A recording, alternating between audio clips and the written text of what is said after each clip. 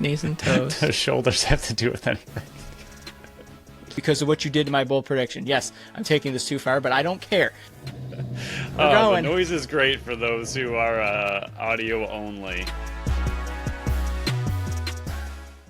What's up, everyone, and welcome into the Buffalo Sports Collective. It is Tuesday, December 30th, 2025. Last show of 2025. As always, I am PK alongside my co-host, Phil. Episode 400, Phil. Can you believe 400 of these regular scheduled episodes? It's insane. Remember, you can follow us on Facebook, Instagram, Threads, and TikTok at Buffalo Sports Collective, and on X and Blue Sky at Buffalo Sports Co. Don't forget to follow our channel wherever you listen to podcasts. Check out our website at buffalosportscollective.com. Phil's article will be coming out very shortly, and look for time breakdowns in the description of the show. But yeah, real quick, fun to just reminisce on episode 400. We're coming up on year 5 of this podcast.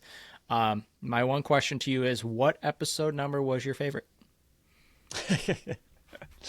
Episode 1, because it started it all. I was gonna just say they were all my favorite. I can't pick one. Yeah, honestly, when we first started, they were horrible. So I'm pretty happy we're past those days. We've gotten much better at this as time has gone on. I feel like it would be really hard to go back and listen to the first few episodes. I'm sure I should at some time to go down memory lane, but man, we made a lot of mistakes when we first started. Mainly over editing was the biggest one. I don't know what we were thinking, what we were doing, but we made PK's life miserable, and also our own. I don't know what we were doing, but we've grown a lot in the 400 episodes. Pretty insane to think about that number. Like you said, realistically, it doesn't mean all that much or anything, but it's not like an anniversary, but it is wild to think that we've put 400 episodes out there and people continue to listen to us. That's the more surprising part of it. Yeah, that more and more people continue to listen to us. I know there's a whole Twitter/X beef about numbers and everything, and we're not getting into it. We're staying on the outside, just sitting here watching it go down, eating popcorn. But yeah, 400 episodes. Like, that's just 400 of these regular episodes. We've gotten interviews out there. We've done drafts in the past. Like, we're probably close to 500 total episodes, but like 400 of the actual ones that we keep track of. Regularly kind of scheduled. Yeah. The only one downside of it, if those that are listening, you can't actually hear episode 1 anymore, because our website has a specific feature where it only allows us to have 300 episodes out at one time. We still have them in the vault. We're like Disney. Our episodes are in the vault after they reach a certain point. Maybe down the road we'll release them for a one-time only type of thing.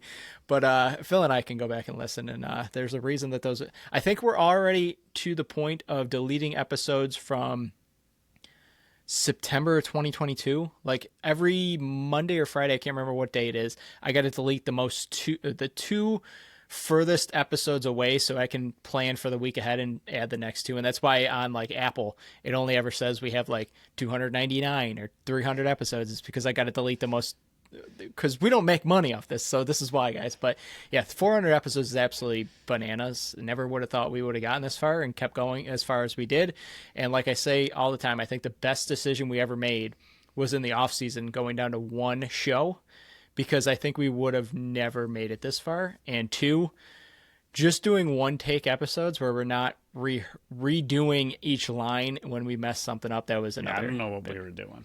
We were idiots. And then I would edit twice to make sure I made sure I got everything. It was I don't know how we stayed with our significant others as long as we did. We drove them absolutely bananas. But coming up, Phil's article breaking down the game that we're going to go over in more detail.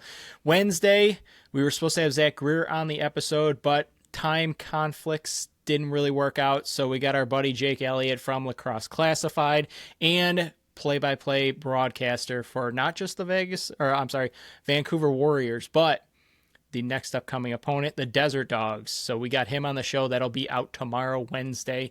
Thanks again for Jake Elliott coming on short notice. Big help, especially surviving the windstorm. I was a little worried that it wasn't. My greenhouse, though, Phil, did not survive. It's in the backfield right now. It's bad. Thursday, Power Rankings and BSC picks. And then Friday, Las Vegas versus Buffalo preview. We'll go over the game that was Sunday night. I didn't get to watch it live. I went on Talking Buffalo live. It was a fun time. We talked Bills. I got spoiled with the Bandits. The people in the live chat were like, "Oh, Bandits won 13-7." I was like, "Spoilers, guys!" But Bandits took out the Roughnecks 13-7. Smith with 3, Weiss, Scanlon, and Buchanan with 2 each. Nanakoke, McKay, Benesh, and Byrne 1 each. Vince 41 of 48 saves. Buffalo outshot them by 5, 53-48. Calgary got the face-off battle in their advantage, 16-8. Buffalo 2 for 2 on the power play. Don't say they're on fire. 5 of 7 the last 2 games, and Calgary was 1 for 3, Phil. Overall, what was your thoughts on the game? It was really good. I think both of my last second prediction of 15-6, because we were going to be dead wrong. We did say we were going to be dead wrong. Yep. Yeah, and my early prediction of 11-10 Calgary in the first half, that was looking fantastic. I was like, all right, they're right in it. It's a really close game, really good back and forth battle. Actually, it was. I went through a lot of waves. I was like, I think the Bandits were up 4-1 early on, and I was like, all right, well, we already look dumb, so that's great. And I was like, we're supposed to be semi-experts about the Bandits, and they're just out here whooping them. And I was like, I knew this was going to happen. And then the Calgary fought back, and I was like, okay, this is what we said was going to happen. We are experts. And then the Bandits took care of business in the second half. I was like, all right, well, back to my fake prediction of closer to 15-6. It was a good game. More than anything, I think this was the first game I've seen the Bandits. I know it's hard to see what the Roughnecks are. Again, we've talked about this a lot in the preview. We picked them to be last, and I still think they're a good team. Second last, sorry.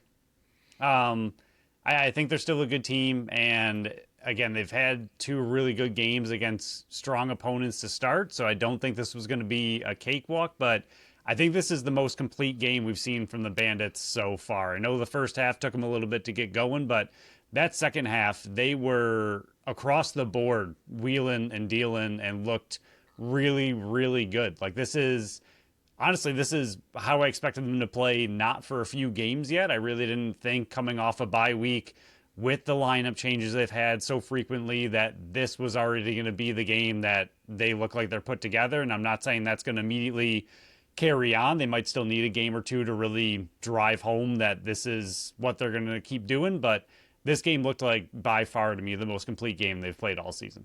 Yeah, I fully agree. And I think overall we shouldn't downplay what our thoughts on what we thought the game was going to be. Because if you listen to Josh Sanderson's press conference, man, for a minute and a half, he just set that ball on that tee and just teed off on his team. He was like, we weren't ready to play. We didn't come into play. I think one of the questions was, what did you think of the rookies in the time there? He goes, what I think is if they don't start performing better, they're not going to be on the floor. Like it was chef's kiss. What you like how we've always said on this podcast this year of we want to see more people's raw emotion as long as it's real. That was real Josh Sanderson, like not holding anything back. I think Pat Coyle went off on his team as well in Colorado. I just hadn't listened to that one yet. But yeah, to me, while I agree with everything you said, I was not expecting this type of performance from Buffalo based on what we've seen early on in prior seasons of them having a lot of bye weeks front loaded and how they're slower to start, including, they're the oldest team in the league by average on top of new players on the offensive side of the ball. I was fully expecting a closer game because of that. And I will agree. I think Buffalo's offense and defense and Matt Vince looked great. No question about it. But I think Calgary kind of also helped with that kind of factor where they weren't getting to the middle. They were letting Buffalo get to the middle on offense. It was an ugly game from Calgary, in my opinion, especially after the first quarter, especially after the first half, I should say. But we'll dive into the forwards here. The lefties, this was the first game, and we've been calling it for a while. This is game 3 and for a while, but it's been a month. Especially me. I wanted them to get down to 7 forwards, and I wanted them to go strong lefty side. That's exactly what we got. Mike Triolo and Lucas Nielsen were the healthy scratches. You saw the 4 lefties, 3 righties. I think that's the way they need to go moving forward. And I know they scored 13 goals. I know 11 of them came from the forward group. And I know this was Calgary. I get that. but it just seemed like the offense flowed better when they were able to rotate the guys in more often, where you weren't having to worry about, okay, we got 4 righties and 4 lefties, we got to get in. If there's a penalty kill, that's even less time for them to get on the field. I love this decision, and I think this is their best forward lineup right now going into Las Vegas and the rest of the season, at least for the foreseeable future, that's the lineup they have to go through. I mean, you had Josh Byrne have 9 shots on net. I mean, you spread it across. The righties had 23 shots. The lefties had 27. It was very evenly split across the board. Righties had 6 goals. Lefties had 5. 18 points for the righties, 16 for the lefties. Like, it was very evenly split. And I get that Calgary's defense was letting Buffalo inside, but moving forward, this has got to be the lineup. Like, even if you want to switch it up and give Scanlon or Benesh a day off, just put one righty back out there. You can't go the 8 forwards. And I know they scored 15 against Georgia, but then you saw with Halifax, it didn't work out well. I think moving forward, the recipe for success for this forward group is 7 forwards. And personally, I think it's strong lefty, but I wouldn't mind a few games seeing the strong righty side. Yeah, I think the offense, especially like we said in that second half where they really got things going, just the way they were passing. And I know part of that is flawless. Calgary's defense, but it was just so incredible to see them set up plays, have like the Buchanan goal and the Benesh goal where they're just sneaking through, slipping around, and then it's pass, boom, wide open right in front of the net, and a quick goal. Like, it was even Benesh, he had 2, 3, 4, 5 chances that he didn't bury that were amazing. And McKay as well, right, and those are going to fall later on in the season, but just having those opportunities, getting those areas, and the offense, you can see the chemistry building with the offense knowing, okay, this player is going to be here, I can pass it here, we'll get that extra pass in, and then it'll all kind of work out. Like, just like you said, part of it's Calgary for sure, but the flow they had in the second half and just the chemistry they seemed to be playing with across every single player looked really good, and Scanlon looked really good in his time out there. I mean, the 2 goals he scored were both flawless. I thought the power play goal he scored definitely looked like a setup for sure. 100%. And it was a good one. And even the one right before that, I think it was the Benesh one right before that. It was a really, really good setup, but he just didn't bury it. And I was like, okay, like, if they don't score in this power play, that was a good setup. And then they do the Scanlon one, and that looked great and worked perfectly. And I think having Scanlon, I mean, seeing that he only got 2 loose balls is kind of mind-blowing to me because it looked like he should have had a lot more than that. But having him and Buchanan, like we've said a lot, on opposite sides, they extend plays, they play into the last second. It gives your offense a time to get off the field, your defense back on the field. Like, they do a lot of the little things that you don't see on the score sheet, but Scanlon was out there the whole time, being a pest, grabbing those loose balls, mucking things up. Like, he looked good in that role, and I think we saw flashes of it last year where he looked good in that role. So I do think we saw really good progress from this offense in the chemistry and just playing with the new pieces and kind of making it all work out. In that second half, they looked like they had been playing together for years. Like, that's kind of what we've grown to see from this team for so long, because it hasn't changed, but that's what you started to get back to in that second half. And again, like you said, like, Calgary didn't really play very well in the second half, but you still have to make those opportunities count. You still have to make the most of those opportunities, and to see them not just take outside shots and not just settle things, the way they were passing the ball all over the place looked really good. The only thing, I still want to see Nanticoke shoot a lot more than he is. I just, I don't know. It's not that, I thought he had a good game, and his assists that he had were really impressive. Yeah. The one, what was it, to McKay, where he like just flipped it out of nowhere, looked elite. Like, I love seeing that playmaking ability from him. But for the righties, for him to have 2 shots on goal, like, to me, later in the season, I don't think that's going to be enough. I mean, right now, there's a lot on Smith on that right side to be able to perform. And Bucky came alive in this game. He looked really good, but I just want to see Nanticoke consistently get to 5-6 shots a game from that right side and just trust himself more. Like, he's got a really good shot. I feel like he just doesn't trust himself or take advantage of the shot he has as often as he should. It's really the only kind of negative I had, I guess, from the offense. But overall, they looked really good. And again, just to see that chemistry building early on in the season was nice to see. Yeah, I agree at the Nanticoke role. It still seems like he's still in that role that he's had the past few years, where a lot of us were expecting him to take that next bigger role. And it seems like Dane Smith is just like, give me that goal. Like, I want that one. But yeah, I do agree. I think as the season progresses, I think you're going to need more from Nanakoke on the offensive end. That's not downplaying, and that's not me criticizing his current role on this team. Right. I think what he does is what's needed on that side because they don't have another player like him, let alone on the entire field. But I think moving forward as the season progresses, they're going to need more from him as the now third righty, maybe second righty next year with Buchanan's future in flux, what it might be. I know that's a future talk, but yeah, I do think he has more playmaking ability, and I do think he has a great shot. I mean, you saw that pass. He made the extra pass to Benny, that the quick stick. He was the one that got it right to him in front of the net where Benny just literally had to touch it in.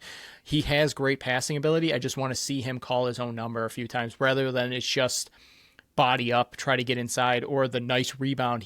That was not just a lucky bounce back to Nanakoke. That was him putting himself in the right position to get that rebound. So not really knocking him, but we're going to want to see more as the season progresses.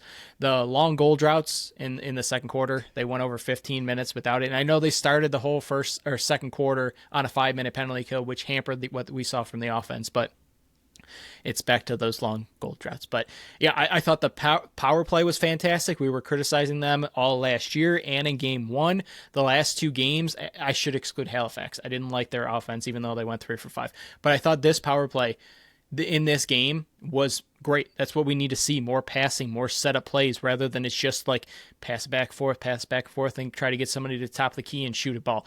I think you need to involve Benesh a bit more, moving him to the inside, where Buffalo hasn't really had a player that's willing to go inside of that 4-man rotation there on the penalty kill. I think that would do great. The multiple second chances they were getting on offense with Scanlon, not just excluding him, but every time I saw him on the field, I was like, oh man, Bucky's on the opposite side. I was like, oh no, that's Scanlon. Like, those two are interchangeable on this offense right now, and you can have too many of them right now, but it seems like it's working where you got a water bug on both sides, and I do like it with the role that Scanlon's in. Am I expecting him to put up 25, 30 goals a year?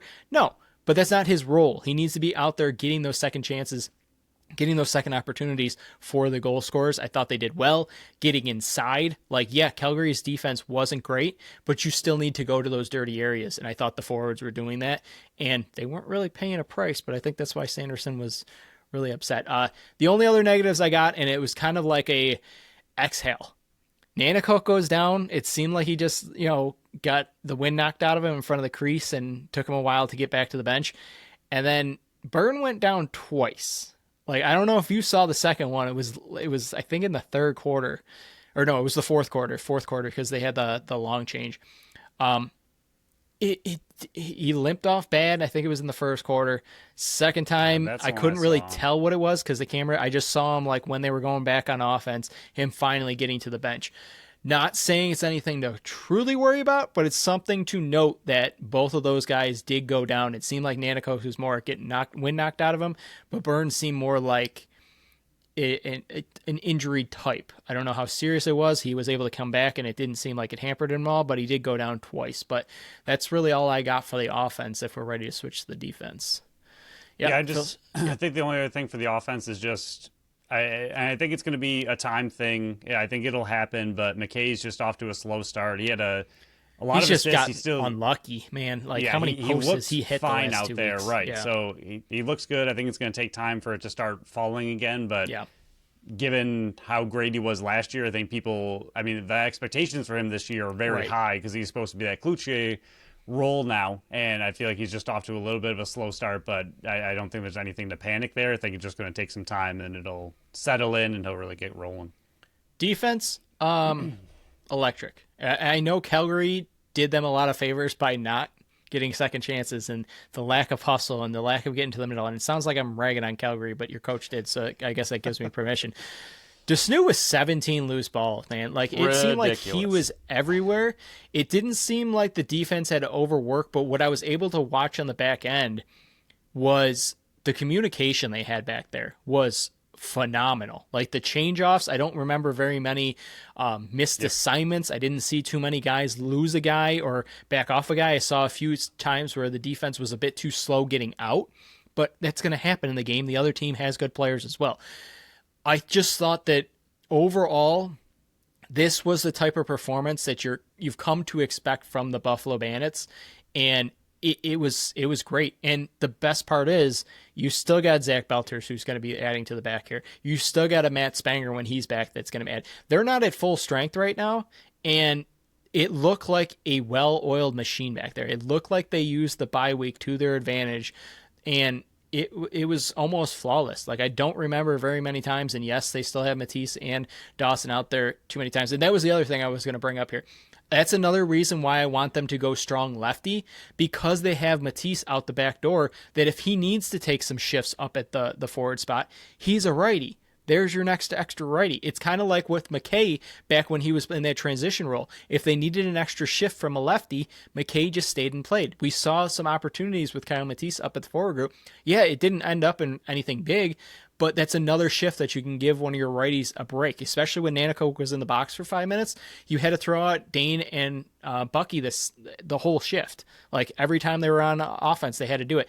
If you have Matisse back there, that's a guy that you can add to the forward group. That was another reason why I think going strong lefty is the right option. But yeah, I mean, for the most part, I don't really have much to say negative-wise on this offense. I thought they were really good, limited Calgary to just one chance most of the times. The Snoo was an animal in the loose ball department. I noticed on the penalty kill, the whole second shift was brand new. It was Matisse and D-Rob up top, and it was DeSnoo and Whitty down low on that 5-minute major to give the starters some break. I loved it. I thought the penalty kill was great. I think they've adjusted well to this new rule where they're staying out of the crease but still having the same style on the penalty kill. And it looked great. Like the only negative I have is for some reason Cam Wires has the inability to get loose balls really clean. Like this is 2 weeks in a row where a goal has resulted in him not being able to get the ball. And I've watched those replays many times. Still don't know how he didn't get the ball in Halifax. And I don't know how he didn't get the ball here. Maybe Matisse clipped it, maybe. But that goal, the first one, it got through both Matisse and Wires, and I don't know how. Yeah, that's the only goal I really had on the defense was, and just because it was so blatantly obvious too, like two players not even being contested for a loose ball. The ball literally just rolls past both of them. Like you gotta have that. It was, like you said, it ended up being, because it didn't matter in the end, it ended up being more comical than anything, but what the heck, man, just pick the ball up. But yeah, the way their defense played all around looked really, really good. I thought Matisse looked noticeably good out there. I thought he was playing a pretty solid role. I think they have a good, like you said, a good rotation, a good mix of players right now of everybody doing what they need to do. And like you said, it's not even, it's without Belter right now as well. So, and maybe Spanger down the line. I don't know who you're taking out of this nice group. And Dawson, I think he cut his flow, so maybe he got a little lighter, a little quicker out there on defense. Good to see. But no, overall, I thought they looked really good. Weiss is definitely looked like he has the, not that he ever hasn't, he's always been this kind of guy, but it seems like the defense as a whole is pushing a lot more. And I still credit a lot of that to DeSnoo and his ability to push and transition real hard, but Weiss is going with him, Priolo's going with him, Matisse had a few, Dawson had a few almost had a dunk goal there. Yeah, I know he was probably in the crease, but man, to even attempt that. Like I feel like when they're feeling it, I feel like they're pushing so much more from the defensive side, and most of the time it worked out because whatever happened, a lot of the times they end up getting the rebound off of the play that they were making in transition and then just set up the offense right after. It's not going to happen every single game, but it worked out really well in this game. There was one, DeSnoo took the shot, picked up his own rebound off the shot right to him, and then just went back and dished it off to the offense, and away they went. But overall, like you said, nothing really negative at all on the defense. I thought other than that first goal, they looked really good, and hopefully they can only get better as they add someone like Belter to that back end. I don't know. I mean, DeSnoo's all over the place. I don't know if that would help him as well. I'm not saying he played bad by any means, but I wonder if having Belter on his side and just being able to play off him a little bit more, if it'll just free him up to be a little bit more of what he can do and kind of roam. And I think even on the power play, he was on his offside at Yes. least, or Yep. penalty kill. Sorry, Yeah, he he was was. on his offside the one time, and I was like, well, that's an interesting look, but it worked out really well. But yeah, 17 loose balls is mind blowing. The guy is just a vacuum out there. I don't know what he had last year, like almost 200. So that's kind of how you get up to that number. But yeah, no, the defense looked really good, and then we can get into Vince, who also looked fantastic. Yeah, I like that you brought up the Zach Belcher part because he's more of a stay-at-home defenseman. If you get him back, that frees up the Snoo to kind of be that roamer that Weiss Right. is for the righties that can push transition. Now, Desnu is pushing transition and he's got a couple goals on the season, but imagine how much more free he can be if he's not asked to cover the number one guy on the other side every single shift like he's doing Yeah, now. I think his cause turnovers will go up because he's more Yes. of that, like you Yep. said, that roamer where he knows the game Could so slip well out that and double he, team some guys. Yeah. yep, he can get in the way and find those passing lanes and then take off. I feel like that's what he's known for and wants to do, but I don't think he has the ability right now because Belter's out. Yeah, and you got 7 caused turnovers and 8 block shots from Buffalo's defense. Calgary, 2 caused turnovers and 3 block shots. That was something that you noted and pointed out in the preview show is Calgary's defense isn't really putting up the stats in the caused turnover and block shots division. They didn't in this one. But Cook, 2 goals, 1 assist. Lowen had just 1 assist. Maya, 3. He went 0 for 10 shooting. And then with what we said with Tyler Pace, 2 goals, 3 assists, 5 points. Yeah, he was accredited 5 points, or he was in on 5 of the 7 goals with the Matsuaka one. I think he was not involved in, but I mean, they limited what Calgary could do on offense. Calgary did assist a bit, but yeah, the communication that I saw from the defense with the shifts and the slides and the switch offs, and then even when they get the loose balls, how there's always an outlet for somebody there, and they know exactly where it's going to be. The communication from this team was flawless. But you're looking over the goalie. I thought Matt Vince was very, very solid. I think this was his best performance of the year so far. So he's just starting to heat up. Matsuoka one, that was the one on the defense where it just gets by Matisse and Wires at some point. Dawson and Wires go over and cover the forwards, which was the smart decision. Leave the one guy over on Matsuoka. That would be the guy I would leave open. And he just beats Matt Vince. Pace, offside, nice pick on Priolo. That one goes in. That one's on the power play. Pepper, I mean, Smith gets sealed off. I think Wires might have tipped that shot on the I think it went transition. off Wires, yeah. Yeah, and it just sneaks by him. Dawson is just a little bit slow out of him.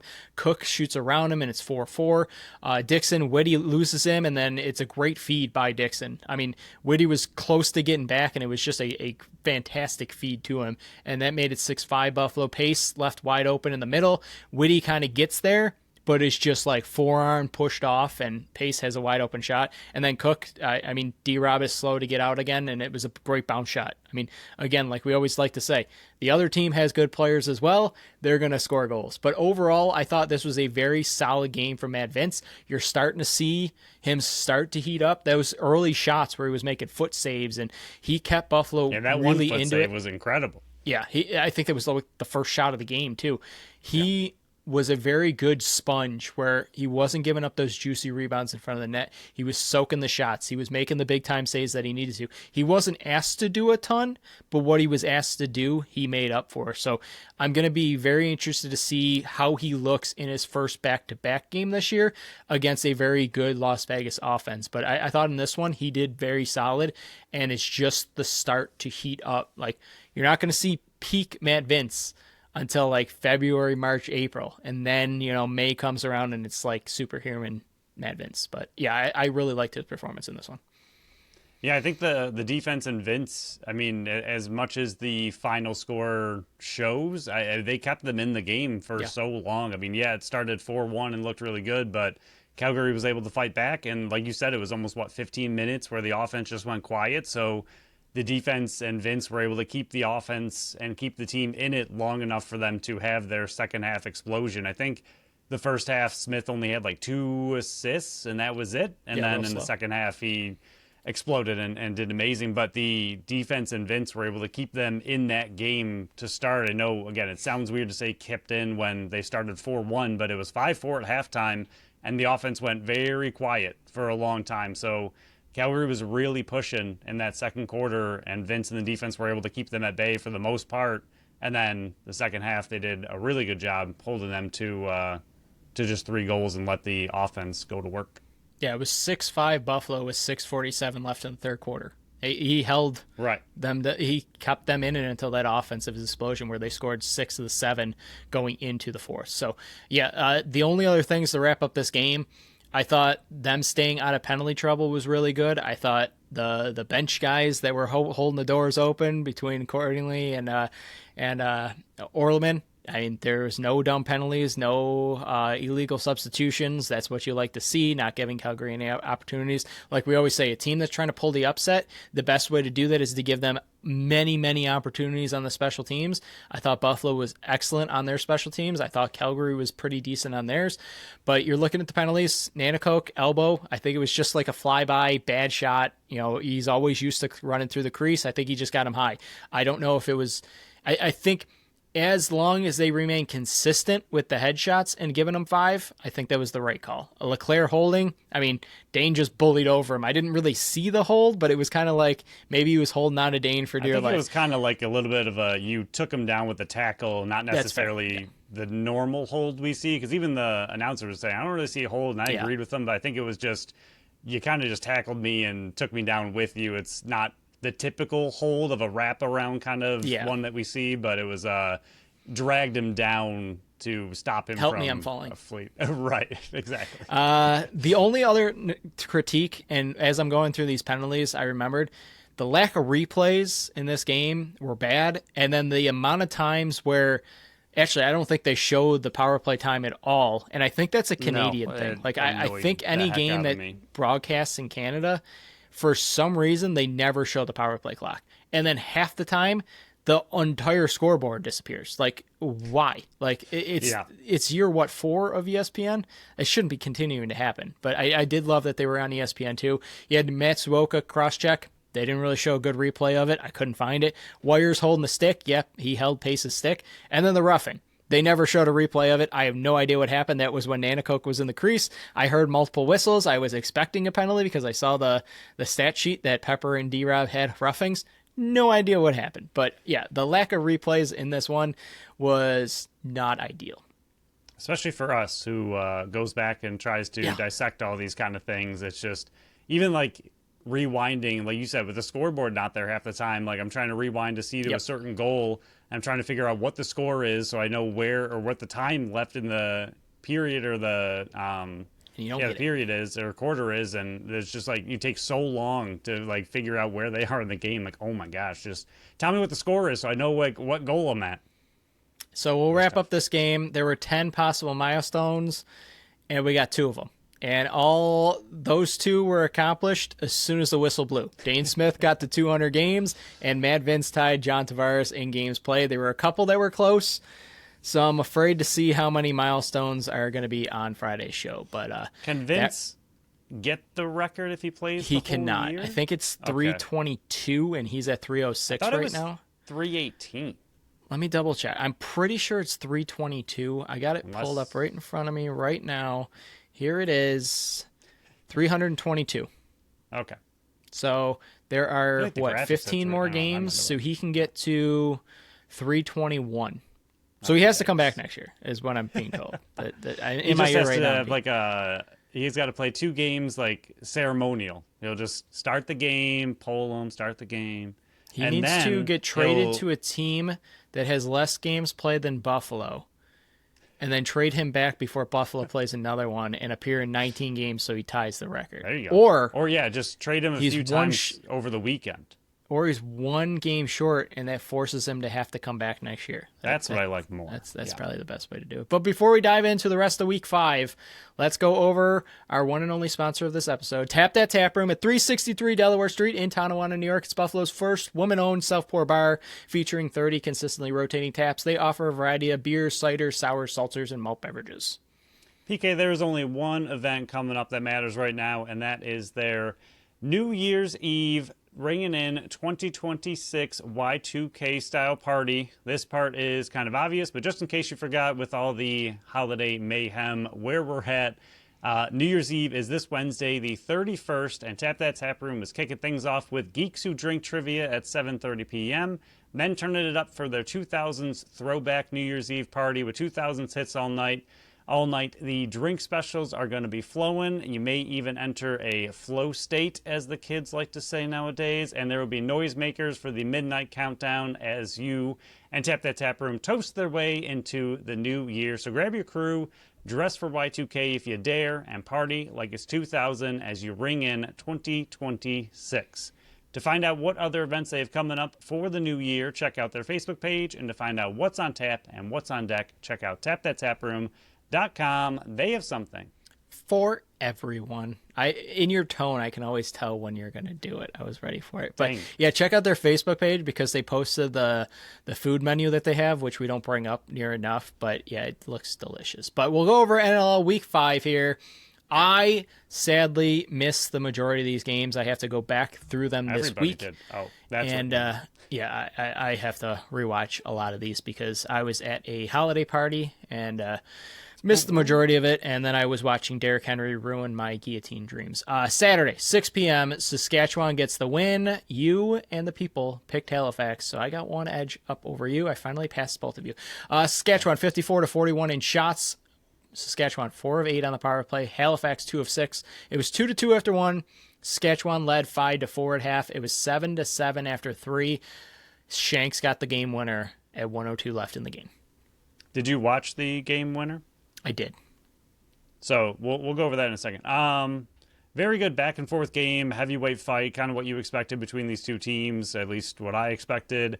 Do you think Halifax is the new Bandits of just way too many penalties every single game, and now they're just like known to be that? I mean, 4 for 8 for the Rush on the power play, and I feel like Halifax is just constantly in the box all the time. They seem pretty hot-headed of a team.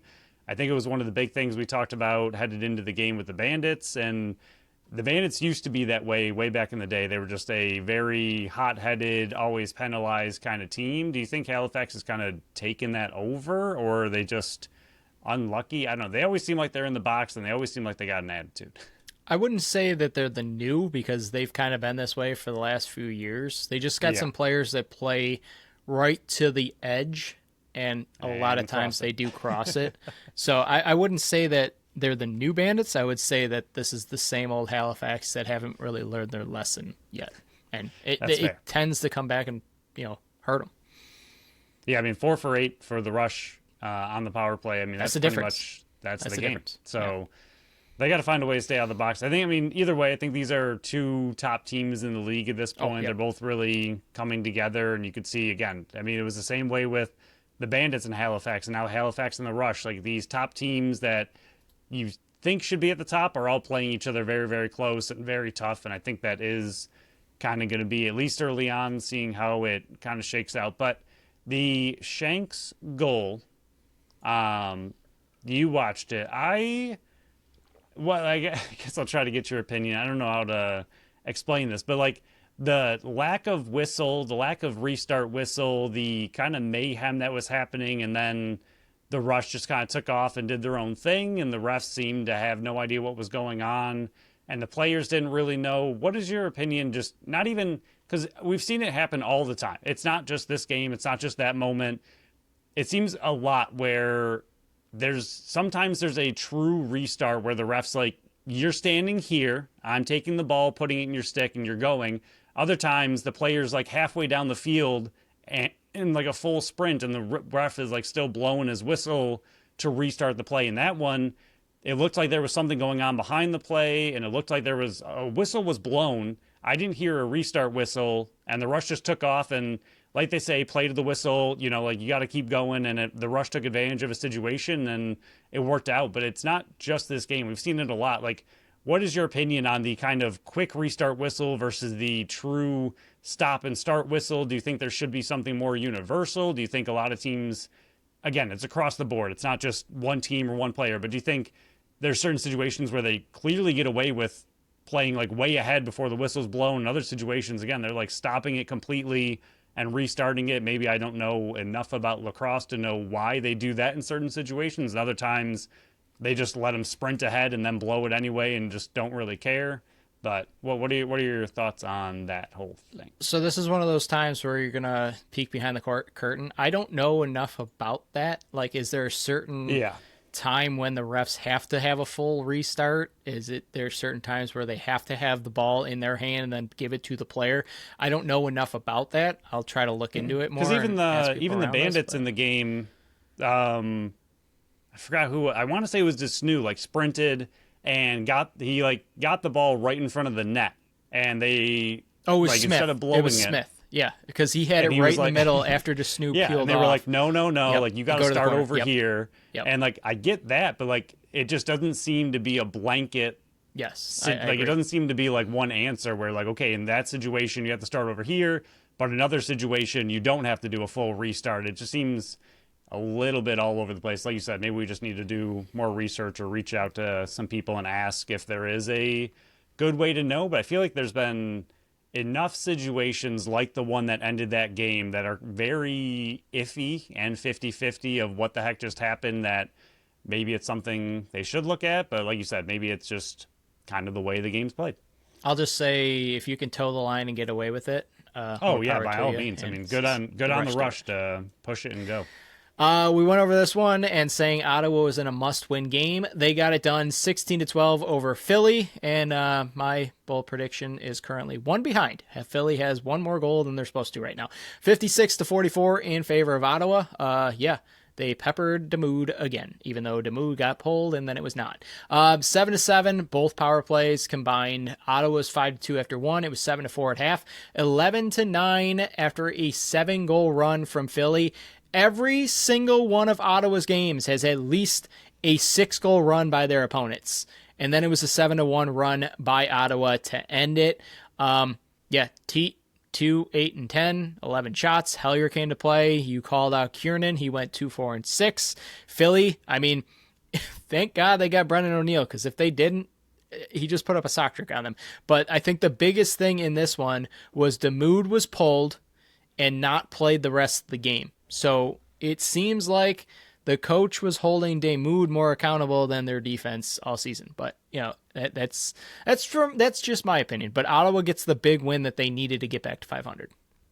And it wasn't pretty. Like again, every year with this Ottawa team, do we go through them and Georgia are the two like extremes of back and forth. And who the heck are they? I mean, even in this game, like you said, they had a decent lead, and then you just let Philly, a team that's right not great, storm all the way back and take the lead, and then you have to storm all the way back after. And I think they're kind of lucky that Philly just kind of fell apart toward the end. And I don't really think Philly's a great team, so I think they kind of turned into what they expected. But how do you let that team back in the way they did? Like Ottawa just, I still don't know what they are. Like I want to believe that they could be a decent playoff team, but they still just don't look like a great team or a complete team, and they're just not dominating in the way I would like them to. And they just have these, like you said, these stretches of the other team comes storming back and then they have to find a way to finish it out. I just don't love the start to their season, but again, it is very early and maybe they will put it together as it goes on. But Teat, 2, 8, and 10, good to see him get going, even if it wasn't necessarily goals. Good to see him just moseying on, but I don't know. And yeah, the O'Neill, I saw one of his highlight reel goals that was just a ridiculous shot. He looks really good. Like you said, Philly, if they didn't have him, they'd be in trouble.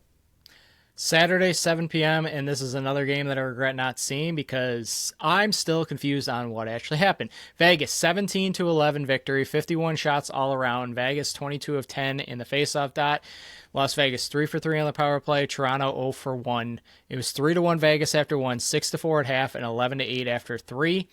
Phil, have you been able to figure out what the heck was going on with Howlchuk and Rose in net? Because you were telling me on over Messenger, like, yeah, Rose isn't playing right now. And I'm like, did he get scratched? And you're like, no, now he's playing in the second half. And then Howlchuk wasn't on the bench. It's like, I don't know what happened.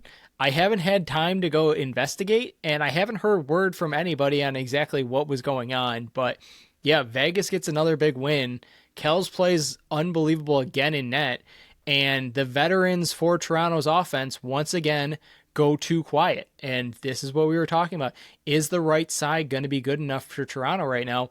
And through 3 games, they've performed well in one of those 3. So they're being carried by the rookies right now with Toronto.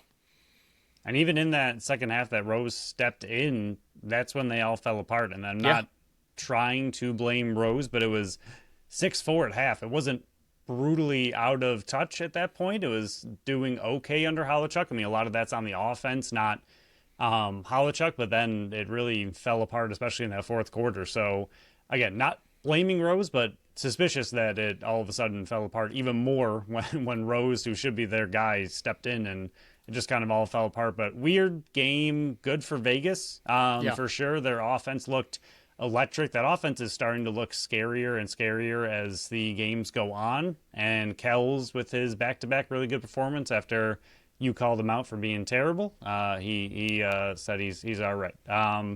But a lot of that could be the Toronto offense, again, just not really looking very good. Toronto, to me, I don't know what's going on with the defense and goaltending situation there, but like everyone seemed pretty hot and bothered by them coming into the season. I had them a little bit lower than a lot of people. We both did. Yep. Yeah, and I could see them as time goes on. I think they will put it together, but this I don't know. They don't strike me as a team that is ready to make that big of a push or that giant of a leap to a top 4 team this year. They just don't seem to have what it takes. Again, everything we're saying, it's early. I think they can put it together, but their offense still concerns me when you're relying more heavily on the rookies than you are the veterans that they should be relying on, just are not coming through. And again, it's early, but Toronto just it's a weird team. And I know Vegas's offense is going to be scary as they come into Buffalo, but I don't know, just having them drop, was it 17 on you? And when your Toronto team, I mean, goalies, if you take the goalies out of it completely, like they're both good goalies, first off, but take them out of it, the Toronto defense is still one of the best defenses on paper in the entire league. You just let Vegas drop 17 on you, and like that's just, it's not a good performance. I thought Vegas looked really good. I thought their offense looked good, but I don't know what Toronto's what they're up to right now, but it doesn't look good to start the season. Yeah, if they didn't have Kirst, this team would be embarrassing because your next one is Mark Matthews, who's 2-8-10 in 3 games. Then it's another rookie in Owen Hiltz with 9 goals. Dawick's got 4, 5, and 9. Bushi, who scored up and over 40, he's got 4 on the year. Sam English is 6, and he's playing out the back door. And Chandler Rogers is 3, 3, and 6. This offense needs to figure it out or add another righty to this group, because if they keep letting these slip, they're going to be towards the bottom of the standings again this year. And I do not want to hear a single person saying, that's because T.D. Erlin's not there. Face-off man ain't going to be out there stopping 17 goals. Like, it's not going to happen. It's not because of the face-offs. It's because they lack offense, and the defense does not look good, especially versus Vegas. But we'll get into the last one here because we're almost 50 minutes in. Georgia. 12-3 victory over Colorado. One player apparently does make a difference for Colorado, and his name is Andrew Q. 15-4 for Colorado in the faceoff dot, and he scored 3 goals. So I don't want to hear extra possessions mean a lot more goals, because that's also not true.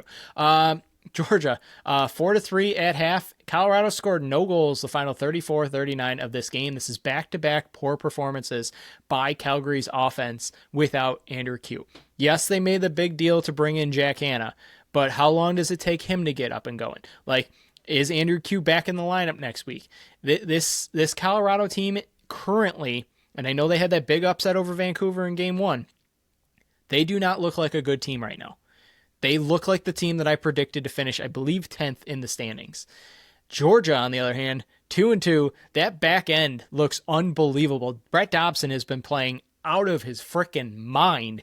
43 of 46 saves. Michael Grace looks like the early Rookie of the Year candidate, him and Sam English, and of course CJ Kirst. But I mean, this Georgia team got exactly how they're going to win games, is keep the opponents low and win low scoring games. They put in freaking 12. Caleb Benedict looked great in this one as well, and Lyle Thompson looks like he had a pulse. It was a Georgia takeover for Colorado and just embarrassed Colorado out of their own building.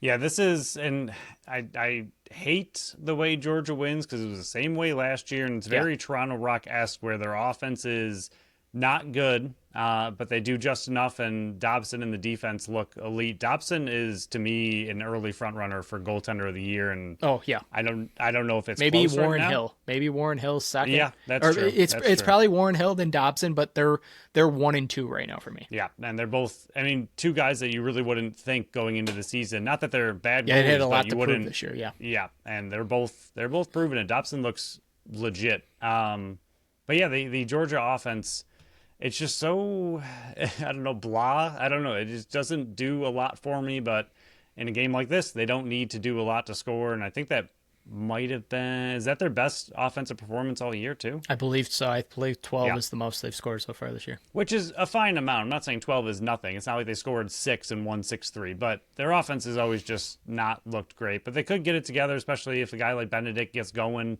as much as he did in this game. Nolan Byrne only 1-1. If he continues to grow throughout the season and becomes someone they can rely on a little bit more, if Lyle scores more than 1 goal a game and shoots more than 5 times, I don't know. Something, he's got to be injured or something. Something's weird yeah. there with Lyle. He's too good to be doing what he's doing, and I can't see him, like, he's got too much integrity to be like checked out mentally of a team that he's been on for so long. I feel like he's got to be fighting something. Something seems up with Lyle. But anyway, yeah, if Georgia can just consistently get 10, 11 goals, if Dobson and the defense keep this up, they're going to be a very, very tough out. And it goes 10 and 18. right back to the Bandits and them barely beating them in overtime 2 years ago in that first round. I mean, that's the kind of game that Georgia can win, and they can be that just kind of pesky, kind of annoying team that is just wins really ugly games that I don't want to watch. Yeah, if Georgia can score 10, 11, 12 goals on the year, they're going to be like a 9-9, 10-8 team, and that's going to be an annoying 1 and out in the playoffs. Yep. That wraps up the NLL and the Bandits. We'll go over the Sabres super quick here. Saturday, 4-1 victory. This was the Matthias Samuelsson game, stepping up big time for Rasmus Dahlin. This is my formal apology to Matthias Samuelsson. This is the Matthias Samuelsson that I loved his rookie year coming up, having the long stick, long reach. He's putting up points like no tomorrow. He's got 6 goals on the year already. I think having Josh Norris in the lineup has been massive. The play style that they're actually doing and where they actually believe in themselves, and UPL playing unbelievable in those last 2 performances. I know they're playing right now 8 o'clock on Monday night, so we don't have those results, but they're going for 9 wins in a row. You're looking at the standings right now. They're tied with Florida right now with 42 points, same games in hand, but they have a game in hand over Washington, who's 3 points ahead of them in the wild card race. New Jersey's tied with them. Buffalo has a game in hand. The Rangers are tied with them. They have 3 games in hand over the Rangers. Then Pittsburgh's a point back. Senators are a point back. Like, it's really close-knit, but out of the teams that are out of the playoffs right now, Buffalo is leading the charge right now. And if they continue to play the style that they're playing right now, I think they have a legit shot to, come March and April, still be in contention. But you need to play this style moving forward. You can't dwell on it. If they lose on Monday, I want to see exactly how they perform on Wednesday. We'll have both of those results in the next episode. But, I mean, credit where credit's due. Lindy Ruff's worked this team into shape. They're actually performing well. Everybody on the ice is skating hard, performing well. I have no complaints with the Buffalo Sabres as of this episode, and that's the first time I can say that in a very, very long time. Hats off, round of applause to these Buffalo Sabres. You've earned it. You got a sellout on Saturday, 5th sellout all year. I mean, you're encroaching on Buffalo Bandits territory here, but I will give them credit. If you play this way, the fans are going to buy back in, that arena's going to get filled, and it's going to be fandemonium once again with the Buffalo Sabres. But you got to keep it up. If you lose one, I want to see how you react. I said that on the last show. I said that on Talking Buffalo on Monday. I want to see how they react when they drop one, when things don't go their way. How do they react out of that? As I'm speaking now, Oslin just scored another one, so they're up 1-0. I have the same thought as you. Like, I'm not excited for them to lose, but I'm almost just waiting for them to lose because I want to see how they continue as a team afterwards. And if they lose 2 in a row, how do you respond? Do you win 5 after that? Like we said before, you can't end this streak, which is magical right now. You can't end it and then start going 500 the rest of the season. That's not going to be good enough to get to playoffs. So whenever they do lose, they will lose at some point. Whenever it happens, We can will they never get right back on a lose streak? again. All right, Shortsy.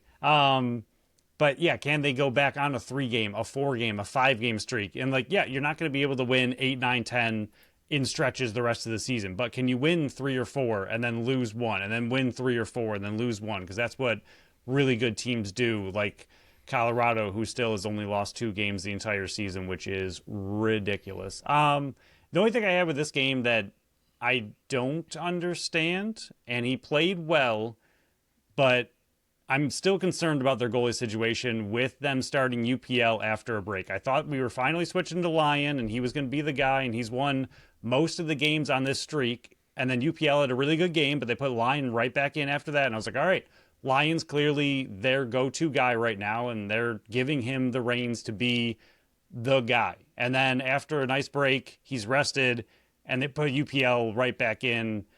I don't like it. If it helps, Lyon well. is playing Monday night. But again, it doesn't make any help. sense. Like, Yeah, I just don't. Yeah. I don't get it. And again, I'm happy for UPL. He's played really well the last 2 games that he's been in. I've liked everything he's doing.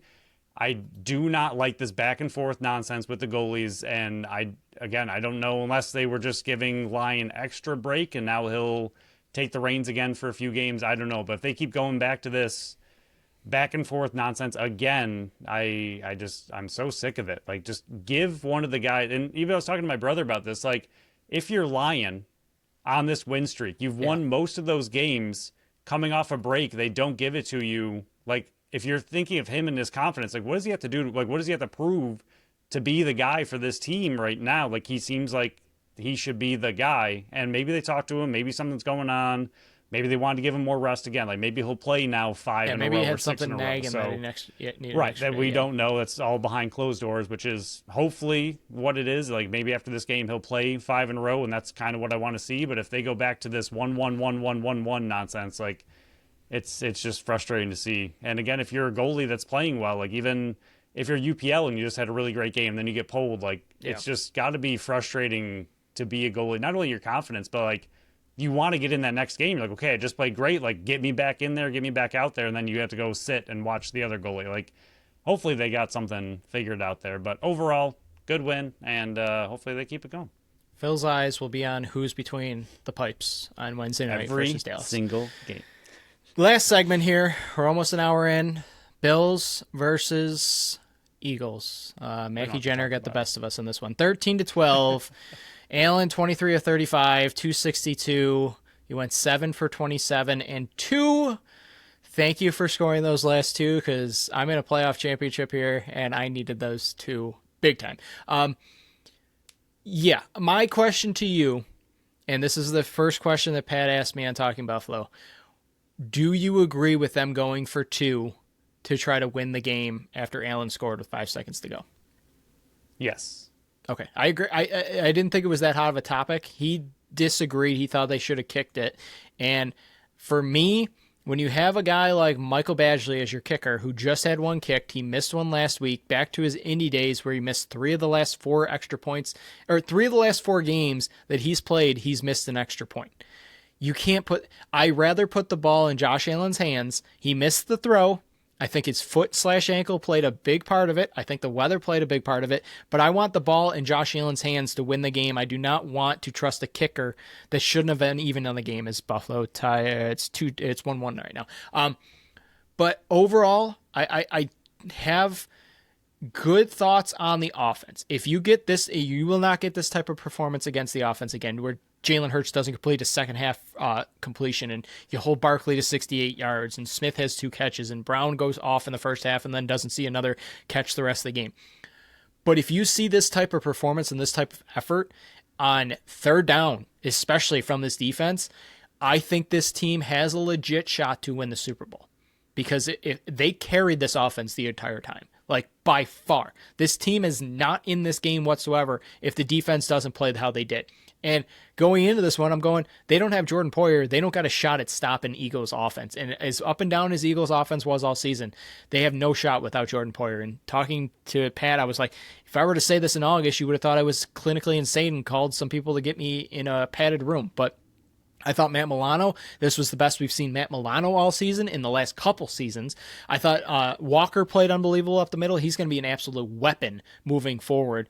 I thought Cooks played unbelievable. He was finally going up. The Shavers and Cooks Finally caught the high ball. pointing the ball and coming down with it. That's the first time all season I've seen that. And you drafted Keon Coleman to do that, and he can't even see the field. I thought those two on offense give this team a deep threat on offense. They give him some life. Yes. I liked pulse. it. The whole offense. It took you 55 minutes to do anything on offense. The gameplay decisions were stupid. The offensive line couldn't block for anything. Oh Josh my Allen gosh. wasn't good in this one. Like, I'm not blaming Josh Allen for everything. I'm not blaming the offense for everything. It was a culmination of all of it. And it was what did I say? It was a steaming pile of a poop sandwich is what this offense was. And we've seen it too often this year to rely on this. 12 points and you score them both, like all of them in the last 5 minutes. Yeah. Cool. Like before the 2-minute warning, 2nd and 10 and you run it up the middle. And then your next decision is to throw a bubble screen to your backup running back who has to fight not to lose 5 yards. And the only reason that you go down there and even have a prayer at a 2-point conversion is because you got to throw out a hook and a ladder. Like, Joe Brady cannot be a part of this organization next year. Whether he's hired or he's fired, he cannot be with the Buffalo Bills next season. I don't care if they win a Super Bowl. Congrats, here's your ring, there's the door. Goodbye. I can't have Joe Brady part of this organization. He scored 12 points, and it didn't happen until the last 5 minutes. It's unacceptable. When you have Josh Allen, that is completely unacceptable. That's all I got to say with this game. Win or loss, don't care. Like, it's just the game plan, the play designs. I'm tired of bubble screens that don't work.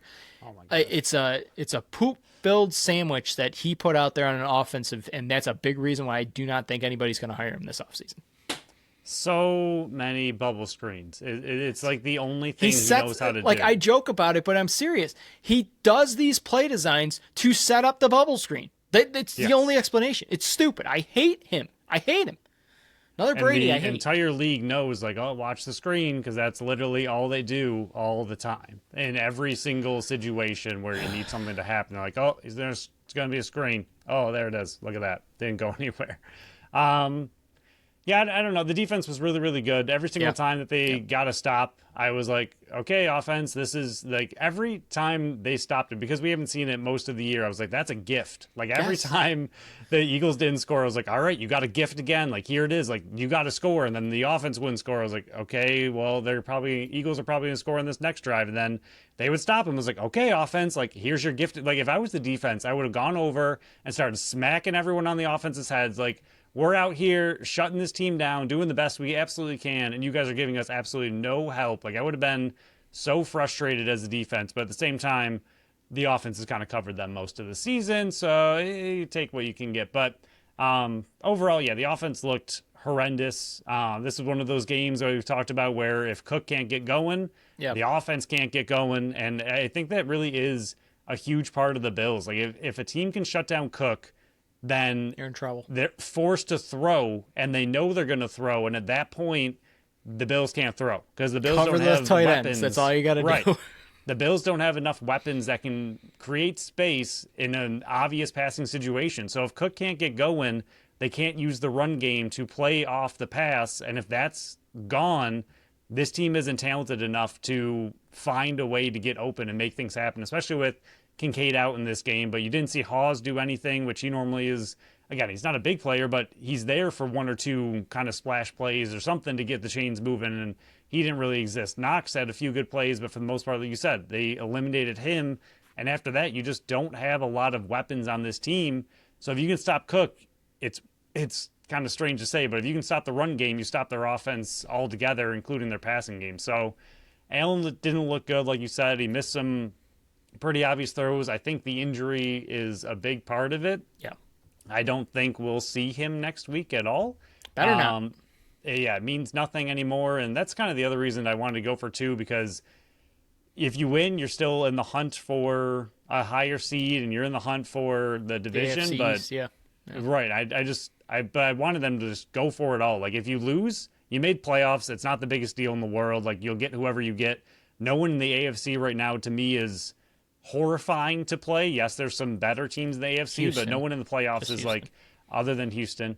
But outside of that, like if your seeding gets switched around a little bit, like losing this game wasn't like the end of the world. Like, yeah, you get New England gets to rest now, but you had a pretty long shot of getting the AFC East division next week. So I would have rather them just go for the 2, go for the win, end it. I don't need this overtime and whatever would have happened there. But yeah, they got a lot to clean up, and they're probably going to take a rest on everybody. Hopefully they get healthy, and we'll see what happens in playoffs.